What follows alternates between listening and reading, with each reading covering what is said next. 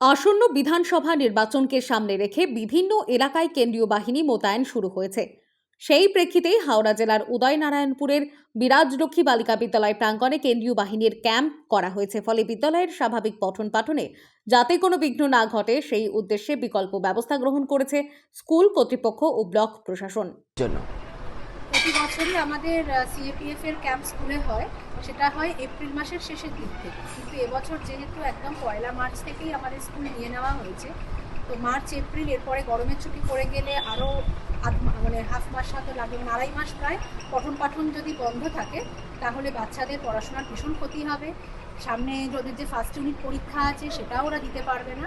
এই কারণেই আমরা জেলা স্তরে আবেদন করি, আমাদের ব্লক প্রশাসনের সাহায্য নিয়ে তাদের অনুমতি ক্রমে আমরা সামনের বেসিক স্কুলেতে পড়াশোনা ক্লাস অল্টারনেটিভ মেথডে চালাচ্ছি।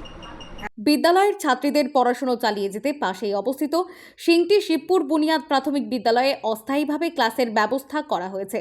বর্তমানে সেখানে বিরাজলক্ষ্মী বালিকা বিদ্যালয়ের ছাত্রীদের ক্লাস চলছে সকাল 11টা থেকে বিকেল 3টে পর্যন্ত।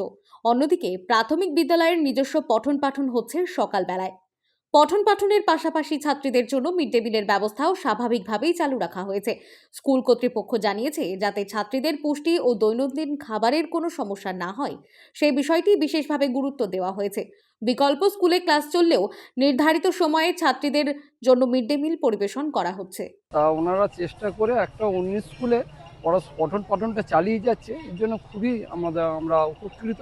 এবং যে জিনিসটা হয়েছে, ম্যাডাম চেষ্টা করে এই স্কুলটাকে প্রাইমারি স্কুলে সেই পঠন পাঠনটা চালাচ্ছে, খুবই ভালো লাগছে।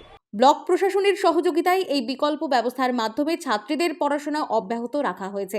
তবে উচ্চ বিদ্যালয়ে ছাত্রীদের সংখ্যা এবং বিভিন্ন শ্রেণীর ক্লাস বেশি হওয়ায় শিফটিং পদ্ধতিতে ক্লাস সরানো হচ্ছে। স্কুলটাকে নিয়ে আমরা বিডিও সাহেব, থানার ওসি সাহেব এবং ডিআই সাহেব, এসআই সাহেব বা এলাকার বিভিন্ন যারা শিক্ষা অনুরাগী আছেন প্রত্যেকের কাছে আবেদন করেছিলাম যে এতদিন ক্লাস বন্ধ থাকলে এটা তো একটা মেয়েদের পক্ষ বাজে হবে।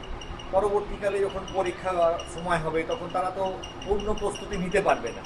তা সেই জন্যে একটা আলাদা ব্যবস্থা নেওয়ার প্রচেষ্টা চলছিল। প্রথমে শিবপুর বারোয়ারি তলায় যে ব্রাদামতলা প্রাইমারি স্কুল, ওটাকে ভাবা হয়েছিল, কিন্তু দূরত্বজনিত এবং ওখানে ঘরের সংখ্যা কমজনিত কারণে আমরা এইটার ওপরে ফোকাস করলাম।